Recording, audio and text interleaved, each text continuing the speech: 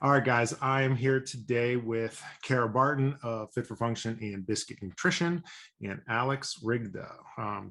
Cara and Alex know each other through the cycling community, and he's got a lot of cool things that are happening, and they've done some cool things over COVID. So we just want to chat, and Cara's going to introduce everybody and see what we get into.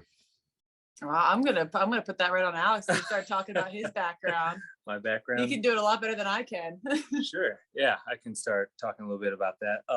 So I started getting involved with drum machines. Well, my name is Alex, last name Rigda, not to be confused with Alex Knows, who's the shop owner, which happens quite a bit. So people will say Alex from Joy Machines, and oftentimes they think I'm the shop owner, which the team is affiliated with. So they'll be like, oh, Alex from Joy Machines, and you never know which one you're getting. But this is the team organizer, coordinator, de facto captain. Some folks call it. That was not self-appointed. There was also no vote or anything like that. People just started calling me the Joy Machines captain, and I'm not gonna lie, I just assumed you were really on it. I'm probably maybe that's me. I tell everybody you are. It's like Cara's fault. Spread.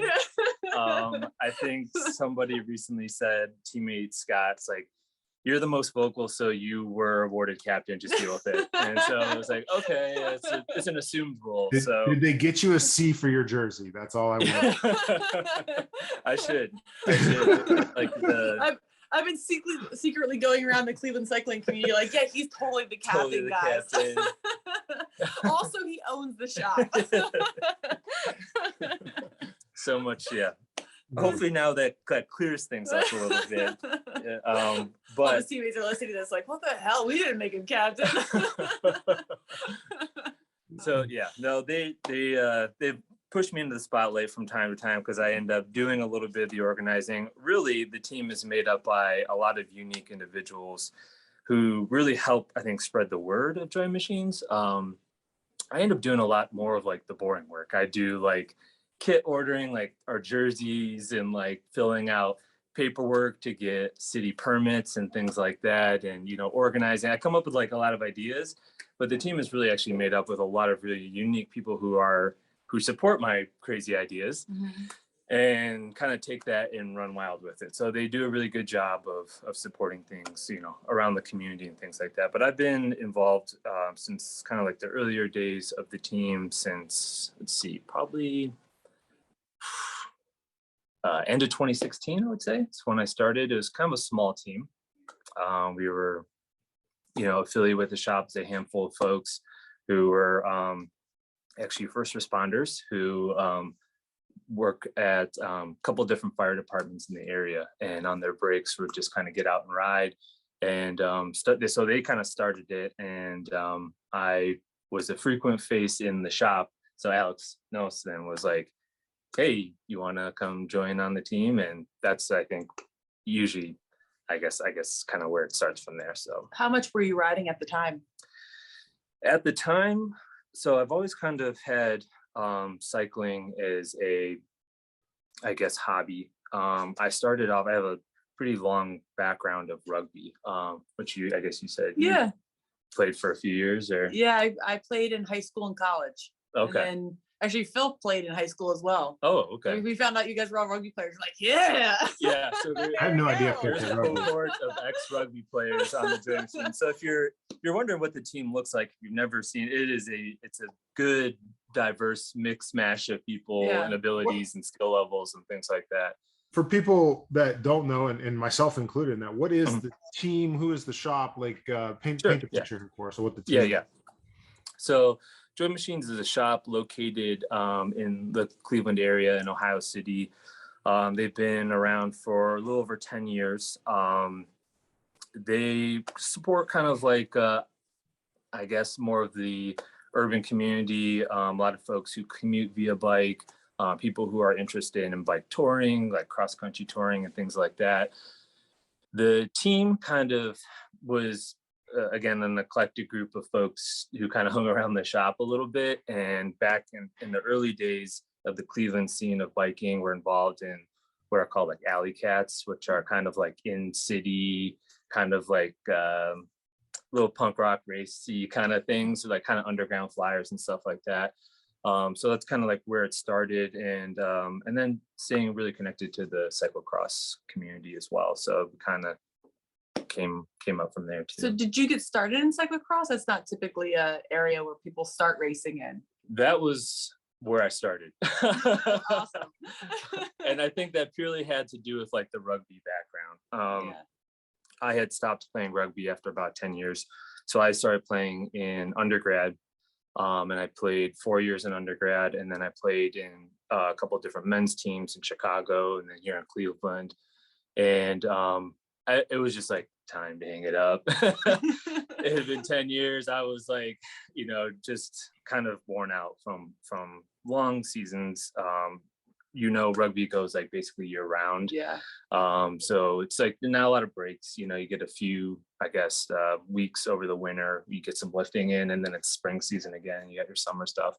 So I've always had that like anchor in my life. Like rugby was it. It was like, that's what you do on the weekends. You go to the rugby game, you practice during the week, and it's like, I stopped playing. It's like, what do I do with my time? Like I just like didn't know what to do or where to go.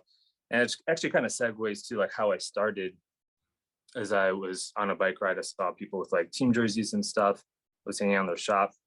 My now my fiance, but my girlfriend at the time, we were in the same career, and we were thinking about moving across state. Like, let's figure something else out. And Alex is like, do you want to join the team? And I was like, how do I stay in Cleveland? Like, it was like I totally derailed the plans of like us moving, because we were just like gonna try something new and different. I was like, actually these folks seem kind of cool. Like, let's maybe stick around Cleveland. Like, Cleveland's cool. So so then I jumped right into cyclocross, honestly.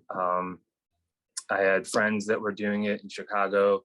They would talk about it. There was like a cyclocross like bubble too, like those kind of like early teens, like 2010, 26 up to 2016. Like cyclocross was really having its moments, kind of like how gravel's kind of having its moment now. So it was kind of like where the scene was at, and just knew that there were some races around town. There were practices to go to. There was a schedule, just like rugby. I was like, I'm plugging myself right into this, because it seemed, and there's kind of like a rowdy mentality to it too. It's not a clean cut kind of sport, it's muddy, it's dirty, there's people partying on the sidelines. Like, it mirrors rugby really well.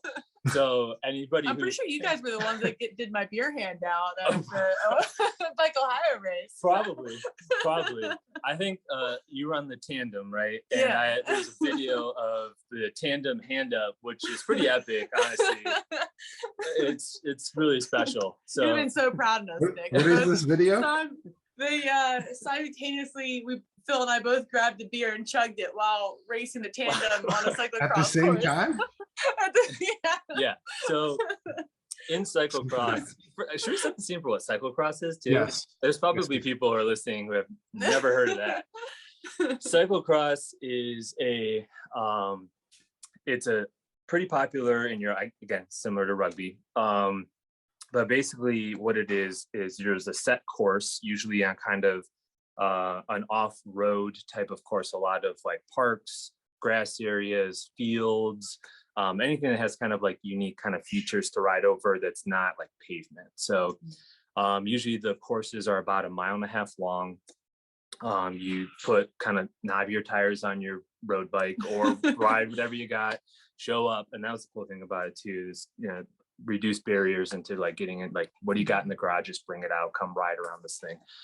So there's various ranges of competitiveness. You ride in different categories. So category 1 being kind of more the competitive side, category 5 being entry level, anybody show up, come ride.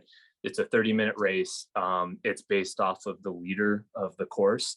So who's ever, I guess, in first place, that person sets the pace and how many laps that you're going to do within that set amount of time. So you're going to be Cat 5 next year, Nick, when you do it. Yeah. I have on the sidelines. So it's like a taped course. You have a lot of spectators. It's an easy spectator sport too. People will sometimes 30-minute cans or go ahead. The 30-minute cap. Whoever's in the first place of your category, however many laps they get done in 30 minutes, that's how many everybody else is going to do. Is that the? Yeah, that's correct. Okay. Yeah. Unless you get lapped. Then you might finish like -1. So you got a handful of people finishing like -1 or 2 if it's their first, season out maybe or whatever. Yeah. Or me, I mean, I've been racing for a few seasons. I'll show up -1, no shame. Yeah. Sometimes you hope you get lapped. Like, are we just done yet? It's like it'll redline you. It's like you're full. It's like full gas. It's like you're pretty drained at that. Like after that 30 or 45 minutes, you're pretty toast. Yeah. That's interesting. And so anybody can show up with any kind of bike at the lowest category. Is there like a specific bike for the people that are doing it competitively? Like, are there cyclocross bikes? There are cyclocross bikes. So yeah. So what's the quality of those? Like, where does that fit from mountain bike to road bike? Or yeah. So that's kind of like fits, I guess now there's so many different kind of variations and flavors of bicycles these days, but I guess to like make it simple, it's like if you put really small mountain bike tires on a road bike that usually clears bigger tires. The geometry tweaks are nuanced and not that important, but people who are maybe spending a little bit more time may invest in one. But really any bike that can, take tires that maybe have some knobs to grip some of that off-road stuff, you can bring that, and that's totally fine. And are these courses like, they have like hills on, like, are they hills? Are they random? What's the course like? So the courses are designed and created by who's ever hosting the race for that weekend. In our area, a lot of the bike teams will pick a date. It's all under the schedule of NEOCX, so Northeast Ohio Cyclocross puts on a series. You get points based off of your placing for each week to week. And the course is designed by what team or individuals hosting. So a lot of the local parks will have it. You might be riding up the side of a hill, riding through a small segment of woods. As tricky and hard and difficult as possible is, usually people like to kind of torture each other. So the point of it's to make it not super easy, but not impossible. And so usually they're pretty, can technically challenge, but it's okay to get off your bike and run up a hill, like basically carrying your bike, and that's completely acceptable. Get back on when you get at the top of the hill and keep riding. Interesting. I can see how this culture is evolving to like people just get to make up the course, so that you can see where that would get interesting. So how did you, kind of circling back to that, how did you pick cyclocross as your, like, what made you say, hey, I'm going to go do this? Yeah. So the having a place to be on the weeknights too definitely was a big part of that. There's local practices, so it was an opportunity to meet new people who were also interested in bikes. It was a different style of riding.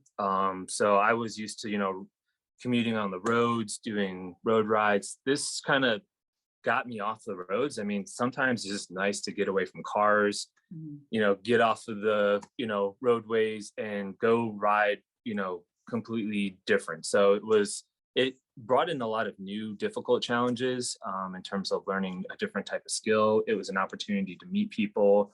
It was a place to kind of, hang out. But the sport itself is just a blast, I guess, is really the only thing. There's a pretty high fun factor. Just like knowing that you got to show up. It's 45 minutes, you get through it, you push yourself.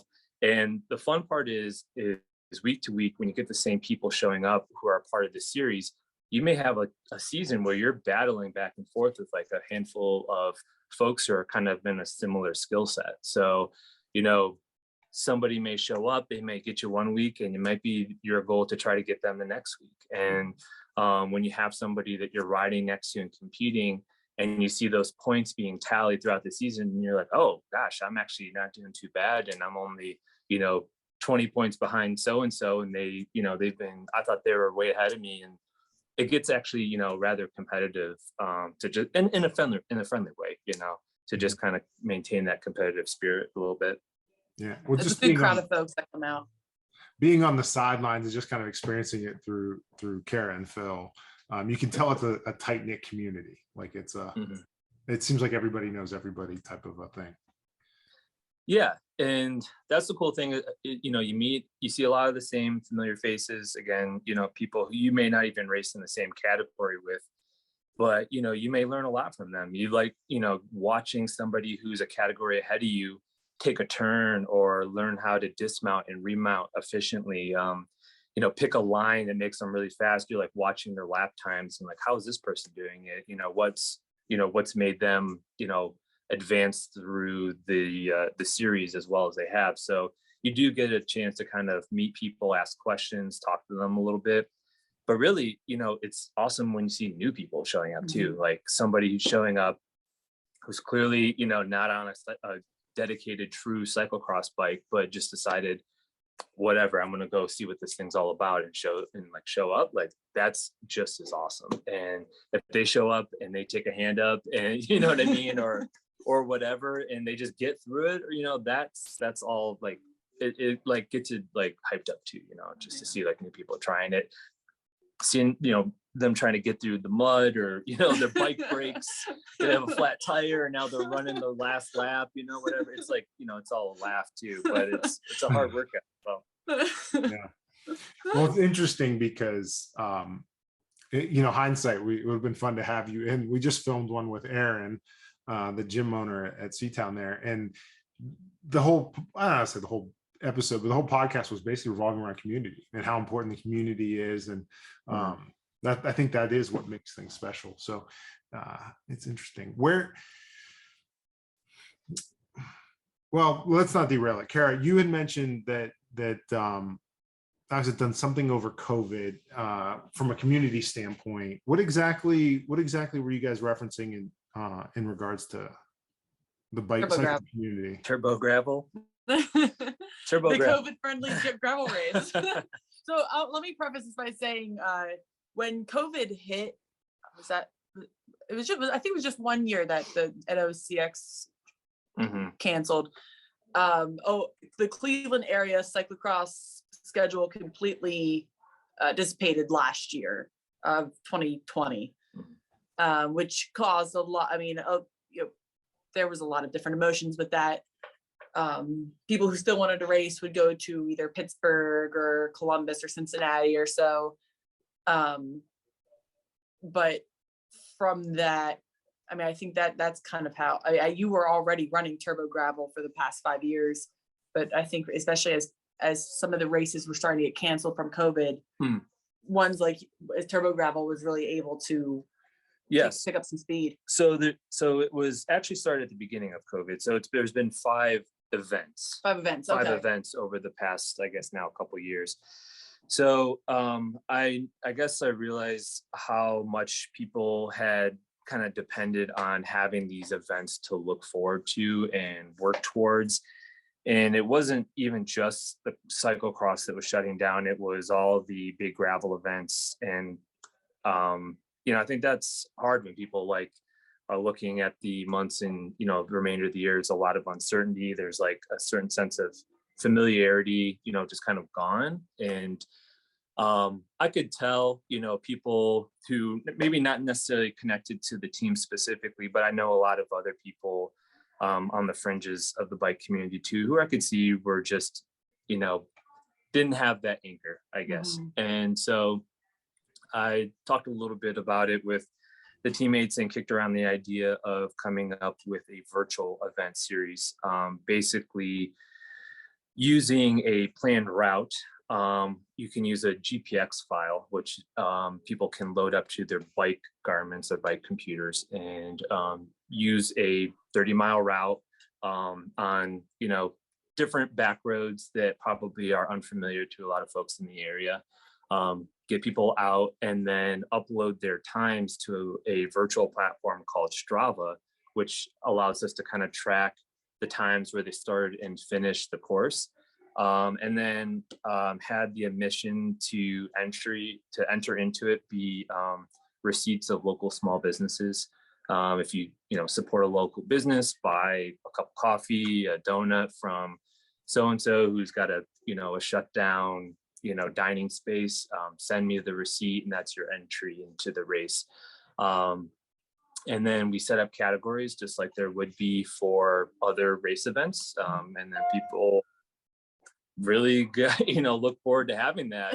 Honestly, the first few were pretty well attended.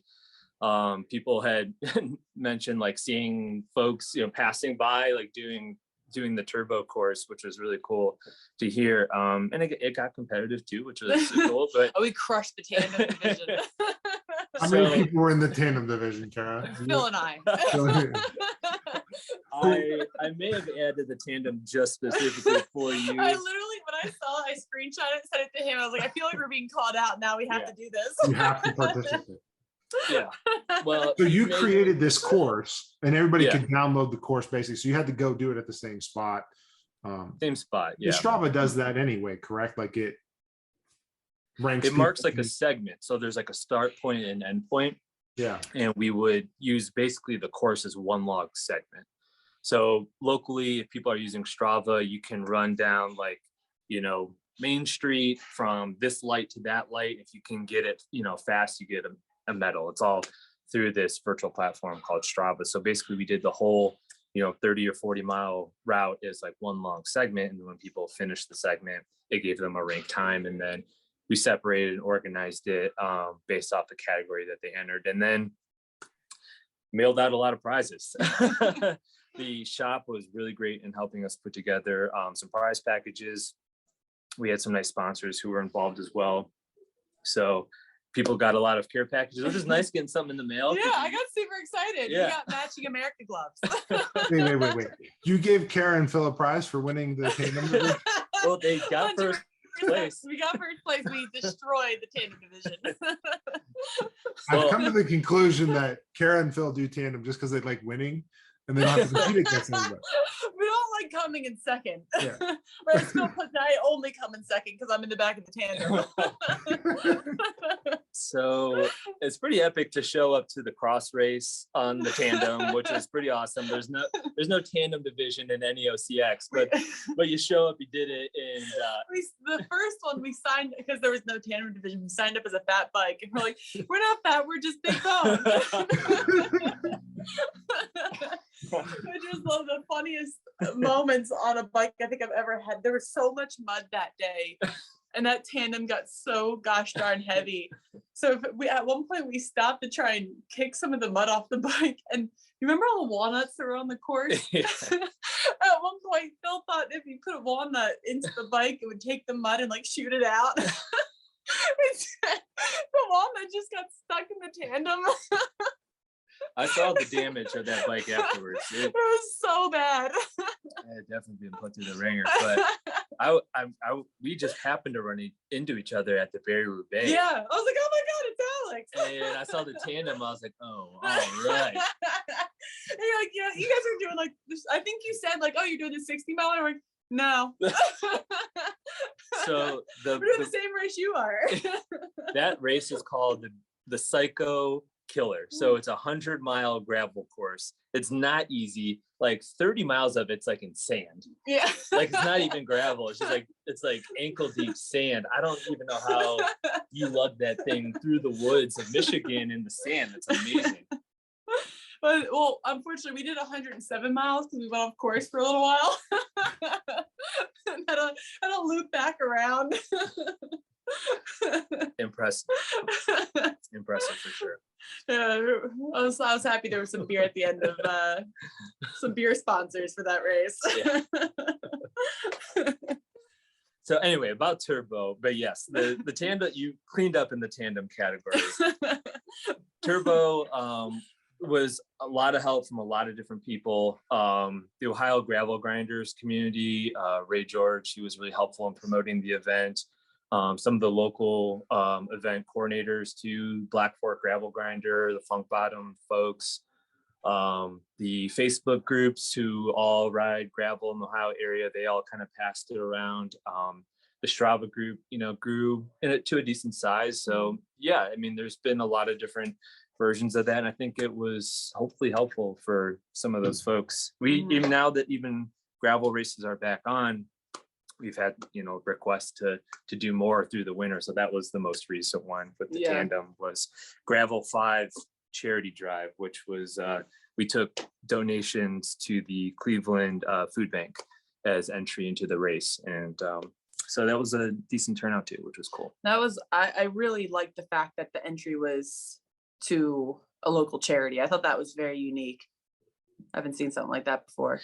Yeah, and to think about a way of like get people to like commit to doing it, and what would be like a good trade-off for a decent, prize package. And if it was supporting a small business there for a while, I think we did like a charity of our choice. And then through this last month we did the Cleveland Food Bank, which was cool. Yeah, it was really cool. That's really cool. So you've been able to continue this. The people asked for another turbo, even though the events were back on. So we did another one.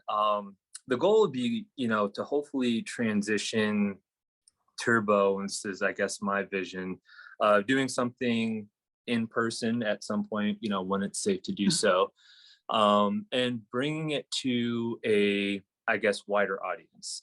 My mindset is that racing has become the default to, I guess, getting involved with organized cycling. It's like, if you're going to do something or you're going to start riding, it's always around, I guess, like the aspect of signing up for a race. And like, how do we broaden the perspective a little bit and consider something more about like a gravel event, where people who maybe aren't interested, because the other side of it's like, you pay for, there's a lot of people who show up to gravel events and races who are paying to race who aren't racing, so how and in what way can we reach like a wider audience that, sure, let's, give an opportunity for people who want to be competitive to go out and race.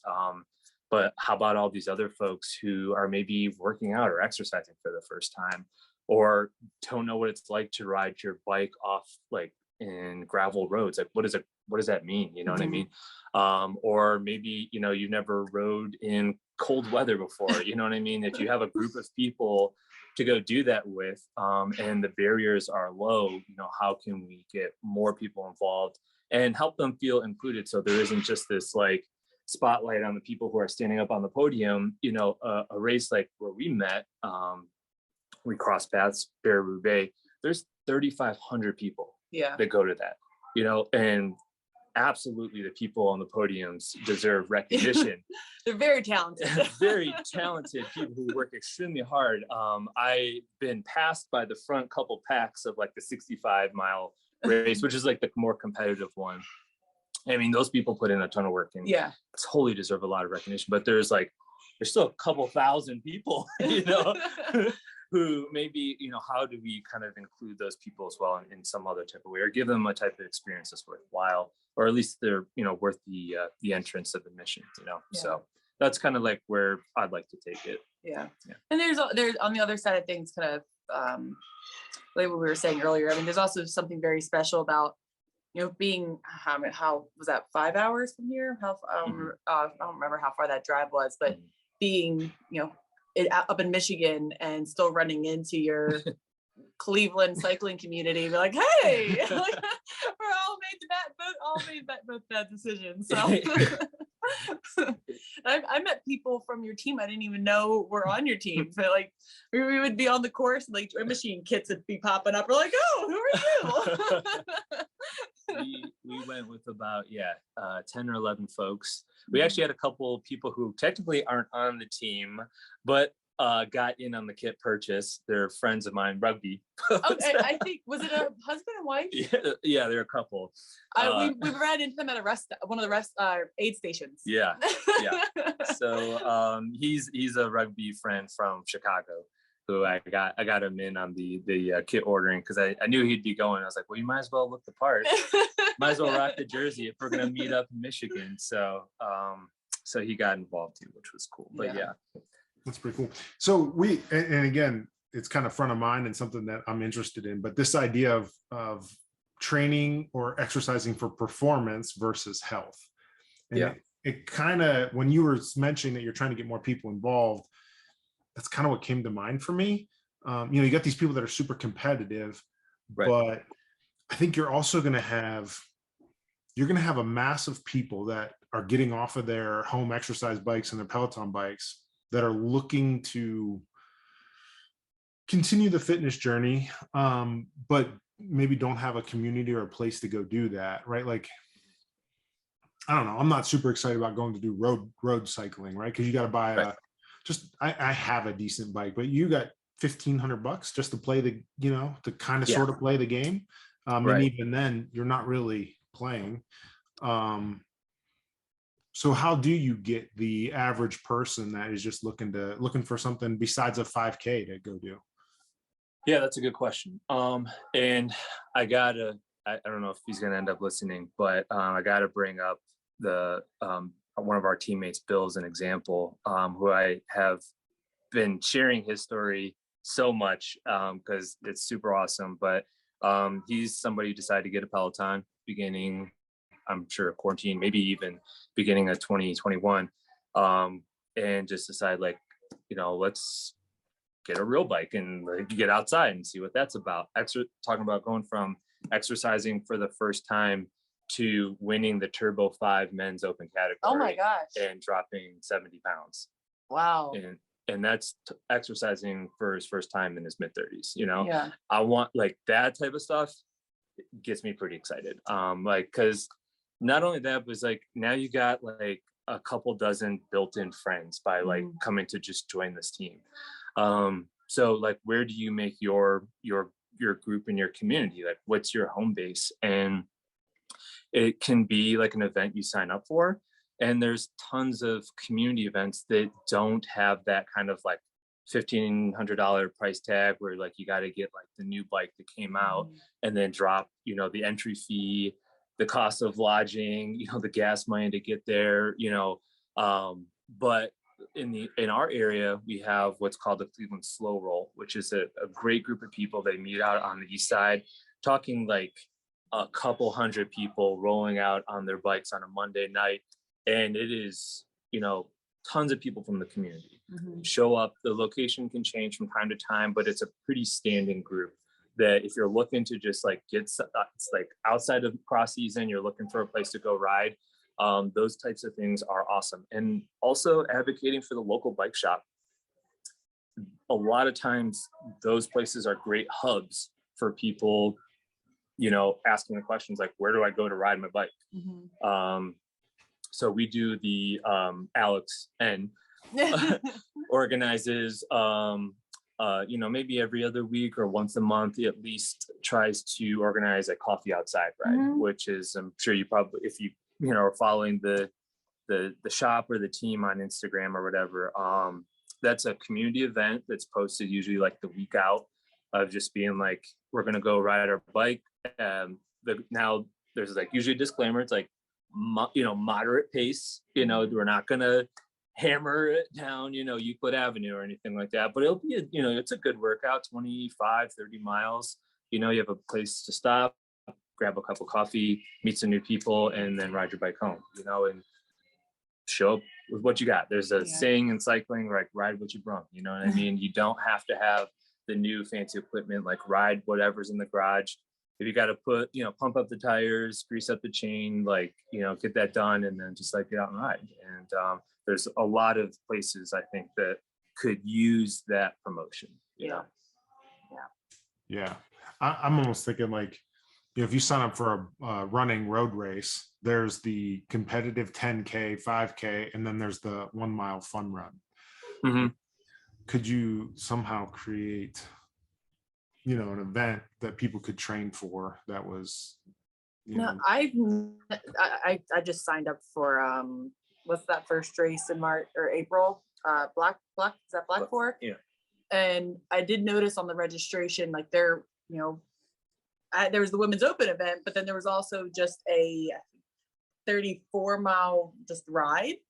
I thought that was pretty interesting. You don't typically see something like that. And there was about 100 entries or something. Like there was a lot of people signed up for it. Yeah. The cycling world needs like more of that, you know, and, the people who are going to be competitive are going to show up and be competitive. Like no matter the event or where it's at, those people are, they're kind of driven by something else, something different than maybe what's driving somebody else to like come out and like try a fun ride for the first time. I know just like on a national stage too, Mid-South Gravel, which is a big kind of national stage event, they're also kind of promoting that. And I think a lot of smaller grassroots races are kind of look to these bigger kind of national stages to like, what are they doing? And like, how do we kind of emulate that? And how do we do it? Because it's so like what we call grassroots gravel is like, you know, close to home. Like these are people that we pull from our generally more of like our state. We're not, you know, maybe neighboring states, but mostly, you know, kind of nearby counties and communities and stuff like that. So like, what are they doing? And like, how do we reach the kind of people nearby? I think Mid-South did a really good job of offering like a family ride, 12 miles. Wow. While somebody else, maybe from the family's out competing on the 40 or whatever, you know, maybe other folks from, you know, can get a flavor of what this looks like on the family ride. You know, maybe they progress towards the competitive side, maybe not. But I think they're, you know, broadening the space is important. Yeah, but I think that's big because then it opens up. I mean, because I know even with my husband, I don't know if you ever heard of the race Grust down in more southern West Virginia. There's a couple different distances on the competitive side, but then they also do more of a friendlier, non-competitive ride. So when I can, if I want to travel down to West Virginia, it's a lot more fun if you're going with people. But then I can also, you know, offer it up to my husband of like, well, you can still even do, if you want to participate, just so you're not, because with gravel, you might be out on your bike for 9-10 hours. Yeah. So they're not sitting with their hands in their lap for 9-10 hours while you're out racing. It gives them an avenue to still get out and be active and enjoy themselves. Right. Yeah, exactly. Yeah, it's not a great spectator sport. It's like, no, honey, come watch me ride this race. You won't see me for 4 hours. I'll be back, you know, ready for a beer or whatever. So yeah, I've seen you at the start line. Yeah, at 6 in the morning. Right. Yeah. Right. So yeah, I think that there's opportunities for growth in a lot of different, you know, different aspects of cycling for sure.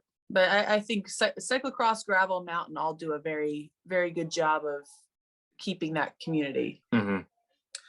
Yeah, I think it kind of really encouraged the camaraderie of it, the kind of lightheartedness of it too, you know, where people are just kind of like having fun with it, where, you know, it's just can be, and people get goofy, you know, in cyclocross, they show up in costumes or whatever, you know, so I think there's a way of just kind of like being fun with it too, that draws people to it as well. After Heck of the North, which is the Joy Machines Racing cyclocross event, that one's hosted at Whiskey Island Wendy Park here in Cleveland. It's pretty close to the shops and nice venues like right on the lake.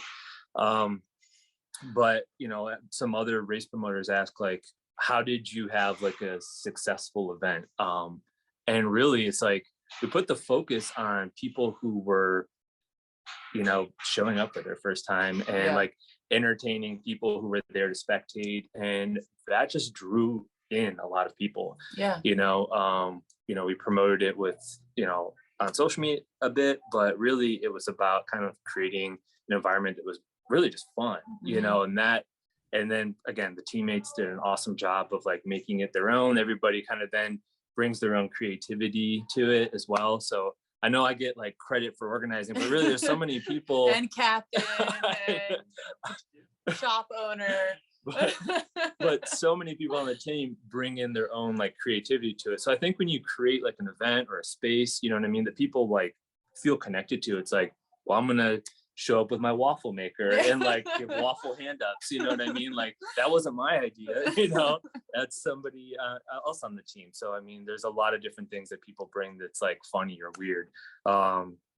Somebody else on the team made like little trophies and like stuck donuts in it, you know what I mean? Now, again, I'm not taking credit for these ideas, but you know, you have a space, and then like I think it just kind of promotes and develops like into its own thing too, you know? Yeah, I think it's like Whiskey Island is a very prime example of a good race for a first timer, for sure. I mean, like I said, like one of my good weightlifting friends, he didn't really know how to get into bikes. It's like, go meet Joy Machines and you're gonna have a ball, and he's still riding with you guys. And that's been months. His first cyclocross race was at your cross race. Yeah. And that's what like we want to see, is like welcoming new people in, you know, and that's totally a rugby mindset that I feel like I brought to cycling. Rugby was like, you know, is that the game with sticks? That was always the thing I'm sure you got in college. What are you doing in this? Is that the game with sticks? That was always what people said to me about rugby. So there's like, again, it's like a knowledge thing, same thing, like what's cyclocross? So there was always this like always be recruiting mentality that rugby had. We were a club team. We're not a varsity team. You know, we got very minimal funding from the universities. The club's men teams were all kind of, again, that's like scrappy grassroots, like raise your own funds. You need like hotel money, to pass around or whatever. That's like, you're raising all that money on yourself. So that always be recruiting mentality has like stayed with me. That was like, if you see somebody at the gym at the rec center when we were in undergrad, it's like, that person looks like they're lifting alone. You want to play rugby? Have you heard of it? Come to practice on Tuesday, Oh God, they need to teach them the rules. Like they're never going to get that. Yeah. Explain it 1,000 times. It doesn't matter. Somebody's hearing it for the first time. It's the same thing with cross. I'm sure if I explained the rules, I maybe know the 60% of cross rules or regulations. I know enough to get by, and I know enough to teach a new person, and like that's all you need, right? So if you ask me about like techniques, rule changes over the years, I don't know. I have no idea, but I know enough to like put the front wheel on the start line, on Sunday morning, and that's like enough, and so I think that's something like for Joy Machines, what I at least want to bring to the table on my end, my part, like what I bring to the table is like, are you somebody who's like looking for a place to be? Are you trying to plug in somewhere?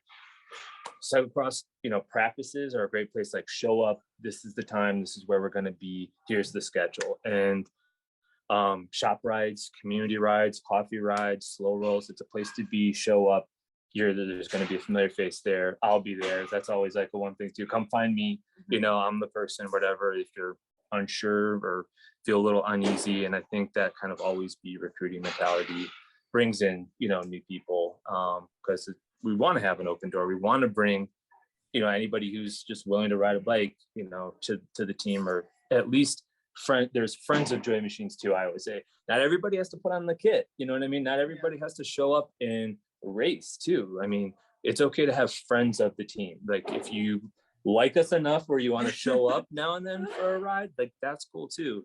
You don't have to like join the team and like there's no contracts, there's no obligations or whatever, you know what I mean? Just like, if you want to show up when you can too, like that's okay as well. How does somebody get started? Like, they decide they want to look into this. How does that happen? What's that look like? Again, show up to your local bike shops. They usually are pretty informative on kind of what's going on in the area. They serve the public.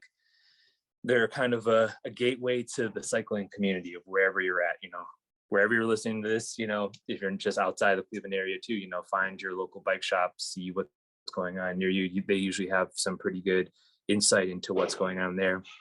The other side of that, if you see a group of people who are out, send them a message on social media. I field a ton of, direct messages on Instagram of people who ask questions. Hey, even down to like, hey, where do you post your routes of the rides? We don't, but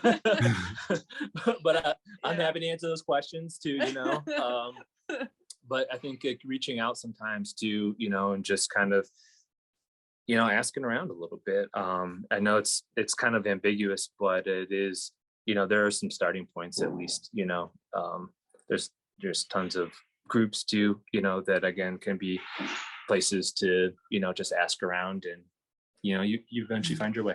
Yeah. And in terms of like the routes question, one of pretty much the only reason I have a Strava is I like being able to go on and see what other people around me are doing. And that's a good way of finding new roads. Absolutely. Yeah. Yeah. I think that you can like, there's a way of like finding some new paths, getting out, changing things up a little bit, looking at, follow people on Strava, see where they're going, see where they're riding, try those things out too. Yeah. How does again, going back to that newbie, the new person, how do they, or why would somebody decide to do cyclocross over road racing, over gravel, over mountain bike? What are the personality types that choose each? There's got to be it's like the jocks and like the nerds and like the punk rock kids at high school. It's kind of like the I guess the categories of cycling disciplines. Yeah. At least that's how it feels like on maybe at least social media or whatever. Yeah. It's a good question. I think you end up kind of gravitating to what kind of speaks to you a little bit. I like, the kind of dirty, grimy kind of like, push yourself in extreme weather kind of stuff, which I think is more like the gravel cyclocross type of environment. I think, in quite honestly, living in our area, we don't have a ton of like great days. So opening up your idea of what cycling is, like cross disciplines, you know what I mean? Like if you can pick up a used mountain bike, on Facebook Marketplace, there's a dozen or more, local mountain bike trails that are well maintained. They're put together by the Cleveland Metro Park system. We're one of the only areas that has the mountain bike trail in a national park system. And show up to the trailhead, try things out. You never know. I mean, you might feel a little uneasy or uncomfortable for your first time on the mountain bike trail, but you might grow to love it. Yeah. I remember my first cyclocross practice, I showed up to, again, it looked like a rowdy time. I think that's what initially drew me to it, was just like these people look like they're having a ton of fun. But I showed up to the practice and it was quiet, and it was like people like getting off work, and I said, oh, okay, I don't know anyone, and what's the plan here? And everybody starts bombing down this like grass hill. I'm like, I haven't rode down a hill like that since I was probably like 12th grade BMX bike stuff, and like now I'm like 30, and like so I'm like a little uneasy about it, and I'm looking down there, and it's like, so I'm riding like my back brake, I'm sure I have my foot like hovering above the ground a little bit, like, oh, okay, I'll try to make my way down here, but I'm like, okay, I made it, it's safe enough. All right, got all the parts. got it, okay, still upright. And so I think you end up kind of gravitating towards the things that kind of just speak to you and call your name a little bit. And I think that for me, that was just the mountain bike, gravel, cyclocross area. I still dabble in the road stuff, but far less than maybe when I first started riding. Cleveland doesn't have a great road scene. So I think that's another big thing. Like depending where you live, like if you live in Pittsburgh, I mean, they have a massive oval season which is like a small criterium. So there's a huge road scene out in Pittsburgh, but we don't really have much of that out in Cleveland. Yeah. So like I know personally, like I only raced road and crits when I was in college. And then when I moved up to Cleveland, I didn't know anybody. There wasn't any sort of road racing unless I traveled, and there was nobody to travel with, so I didn't know anyone. And so I started dabbling, like trying out some other disciplines and see what I liked. Didn't like mountain biking. That was terrifying. But I felt like cyclocross and gravel was a very good middle ground.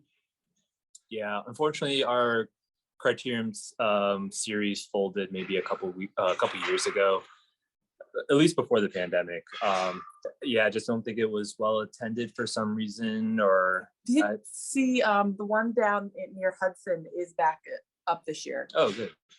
I can't think of the name of it. What is that? Yes. You've raced them. I've never raced them, but I know. So crits they're very similar to cyclocross, which is kind of what got me more interested in cyclocross at first, because I used to predominantly like to do crits, where it's same thing. It's a smaller closed off course, but you're on road bikes and you're on pavement, and the same thing. It's timed, there's laps, and the best way of describing it is it kind of looks like NASCAR on bikes. That's what I was picturing. Yeah. So it wasn't, when I got my first cross bike, the most terrifying part was like, my wheels are not supposed to be going over this stuff. And I'm like, oh my gosh, I'm going to crash. Because when you're on a road bike, like, you hit this tiny little piece of gravel and you're sliding out. which I've been there. Yeah. And actually, I think the first time I met you was when I first moved to Cleveland, and I was trying to figure out like how to ride on grass and dirt and just not on pavement. And I ran into like you guys practice. Like I don't know if you were trying to figure out a course for your cross race or because it was just your team. And I just rode around with you guys for the remainder of the night. Yeah. I was like, hey, can I join? I have no idea what I'm doing. Yeah. Well, I guess so. As we've kind of like figured out the template, I guess a little bit, we've been kind of operating still under the cloud of COVID. So I would love to open it up more so people know where to find us and not just accidentally run into us. But that is, I think that is probably what happened. When we were just practicing at Wendy Park in Wisconsin, and you showed up. Gosh, that was like 4 years ago, I think. Wow. Yeah. It was just nuts. Yeah. You've mentioned it a couple of times, Alex. What's a practice consist of? Like, are you practicing techniques, or is it literally just going for a group ride? So I guess it again kind of depends on the discipline and area. For cyclocross, a practice consists of, and follow the NEOCX Instagram account and Facebook page. I help now organize the series. So we did actually have standing and scheduled practices at Kirtland Park in Cleveland. But basically we start off, warm up a little bit, just get a few kind of practice laps in. We do some starts from the start line and like some sprints out. We'll kind of do some repeats of that, maybe, a few times, maybe, 5 to 8 times or so. Then we'll do what's called hot laps, which are like basically like live laps.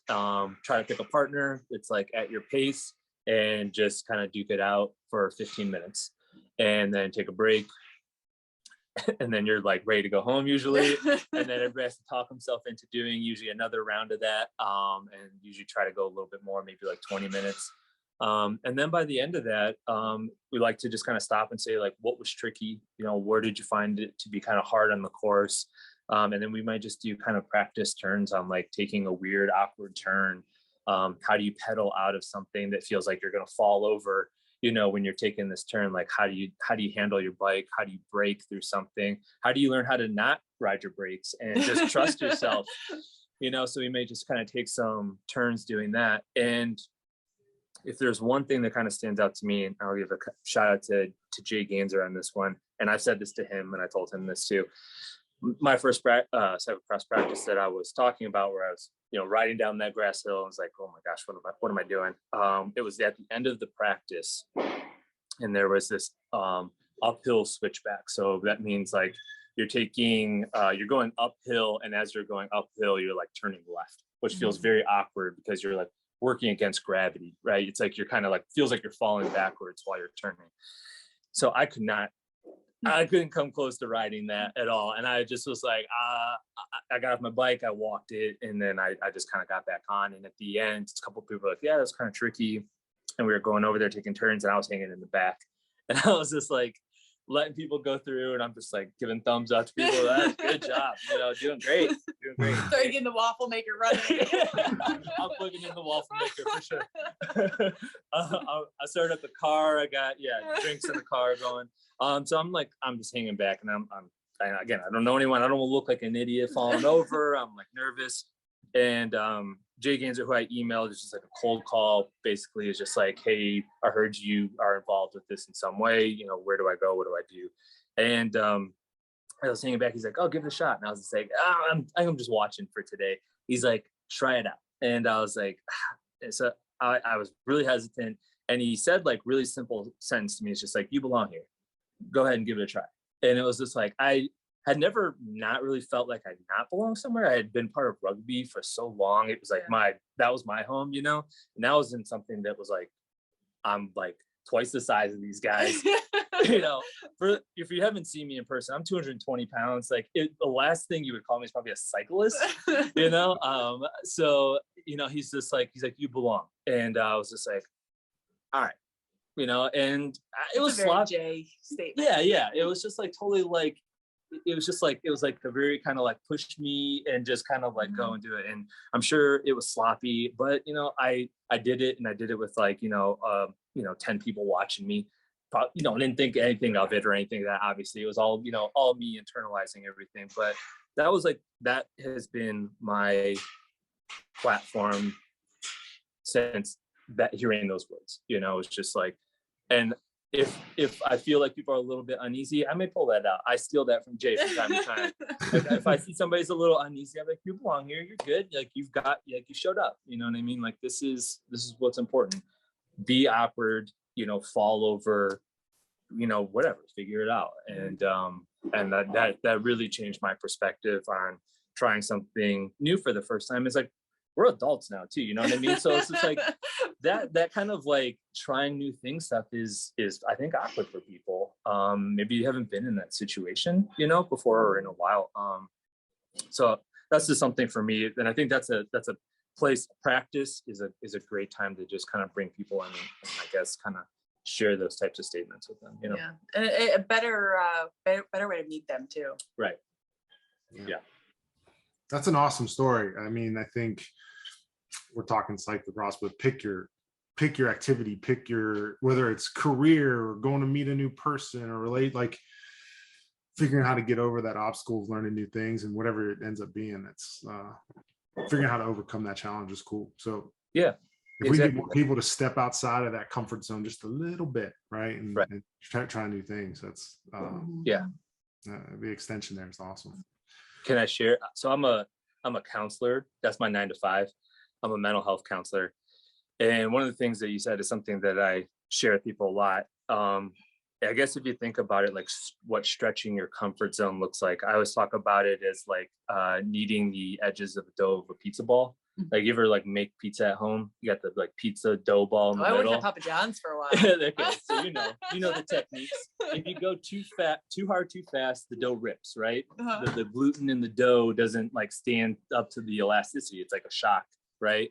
So it's like I kind of picture that as like putting people, like overloading people. It's like just take it a little bit at a time, try it out just a little bit, but recognize that you're gonna be uncomfortable. Like just push the edges of what it feels like to be uncomfortable just a little bit at a time. And then before you know it, you've covered this like real estate of like things that are now I'm on a podcast talking about bikes. And like, I mean, 4 years ago, I was falling down a grass hill. So, I mean, like somehow, I've gotten to this place. I'm only speaking from myself, but I think that can be something I like pizza. I like the idea of pushing yourself a little bit. And that is that's like one of my favorite ones that I think if you just kind of think before you know, you've kind of, expand your space a little bit. Yeah, but I fully agree with that. I remember when I was talking to Nick about this the other day. Like the reason I got into bikes was because I had one too many rugby injuries, and the athletic trainer told me I wasn't allowed to do any contact sports for the rest of the semester. So I think it was like my second concussion, and I had some nerve damage, and they're like, no contact sports. So I was like, oh, I'll go ride bikes, and just started crashing my bikes instead. Very much immediately. And I remember like when I first started riding, it was, a 20-mile ride was like, oh my God, I just did a 20-mile ride. Like I am in impeccable shape. And now like that's my Monday. Like it becomes, it's nice to see how quickly that transforms, and what used to be so intimidating and such an achievement becomes part of your daily routine. Yeah, I agree. My first road bike, I don't know if I've ever told you this, Cara. My first road bike, first time using clip-in pedals, right? I know where this is going. I'm in my parents' driveway, and I'm like, how do these things even work? And I'm watching YouTube videos, and I got one clipped in. I go to put my other foot on, and I can't get it to click, and it clicks, and I was all excited, but I wasn't pedaling. So now I'm clicked in, and I start falling, and I can't. There's nothing I can do about it. Just slow motion. I just like, there's a learning curve to this. My very first road race, there were some friends surrounding me, and they showed. I had same thing. They were helping me. They were like two of the guys were holding my road bike, having me clip in. I literally like kind of pushed me forward, like, and I just remember one screaming at me going, just don't unclip. Because they were afraid like I wouldn't be able to get back on the bike. And I somehow, luckily, never stopped during this race. And I crossed the finish line, and it was like, and they're standing right there going, remember to clip out. I was like, oh, thanks. Don't know how. Well, yeah, I might as well share mine then, right? So my first races were taking my dad's like 50-pound hybrid bike and basketball shorts, coming in last place, whatever, didn't care. So then transitioned to like, all right, I'm clipping in now. I've worked my way up to clipping in, and we make a sudden stop. Of course, I'm with a group of riders. My first time clipping in. What did I do? I grabbed my friend next to me and just pulled him straight down with me. And he's just like, I have the look on his face of just like that blank stare into my eyes as we both go down and hit the pavement. Like, what are you doing?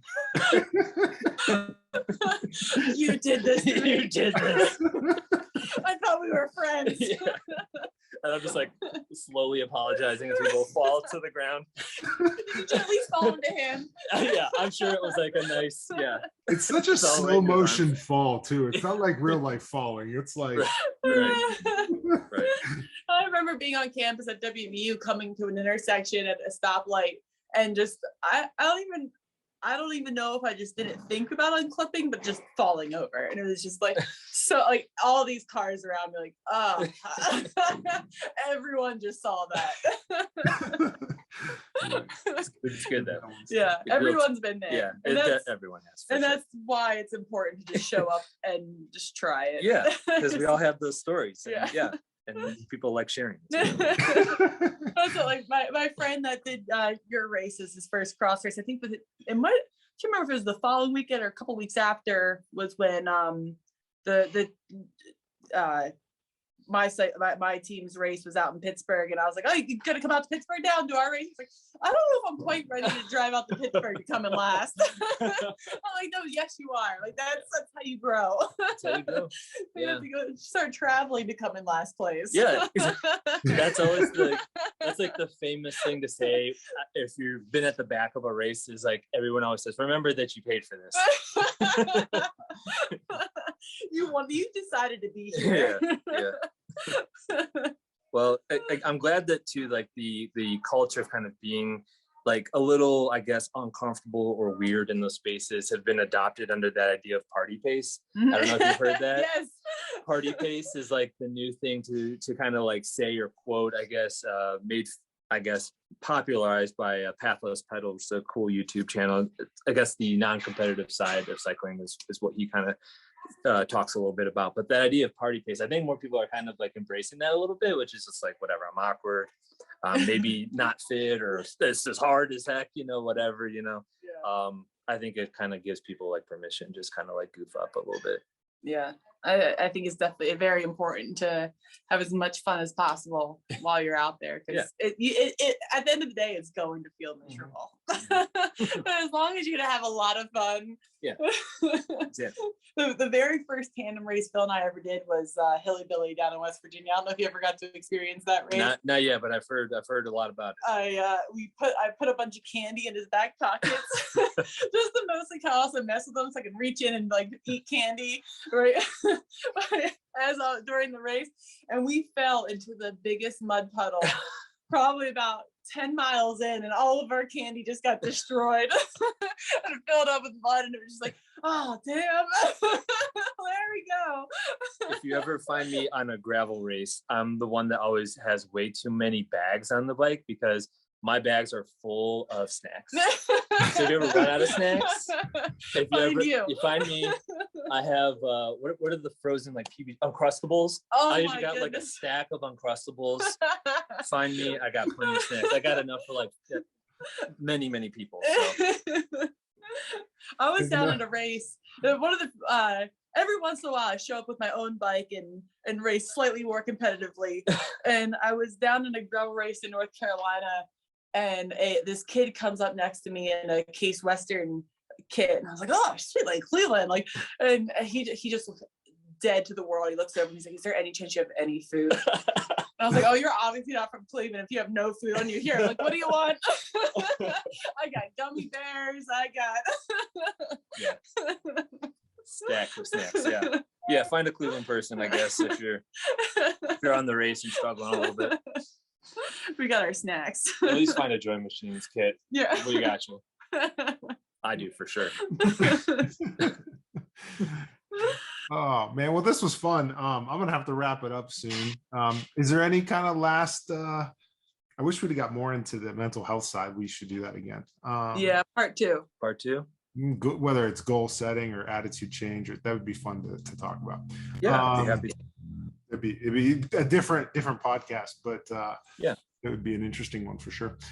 Is there anything you want to, as we wrap things up? Obviously, we'll share your contact information where people can find you in the shop, and but what do you want to share? I guess I'll just kind of end on the statement that I share and that I steal from Jay all the time is like, you belong here, no matter where you're at, where you're trying out, what you're doing. If it's like rock climbing at the gym for the first time, like just, find your space, find your people. There's always going to be somewhere, some corner that I think are where you're going to find people who are going to welcome you in and bring you in a little bit. And I think, biggest thing you can do, I guess, to kind of give people, a teaser for the mental health side of it. I really believe that sense of community is one of the most important things when it comes to, being a part of groups, organizations, just having like an anchor, a home base, I think could be really valuable for folks. So think a little bit about, I guess, maybe what that looks like for folks. Awesome.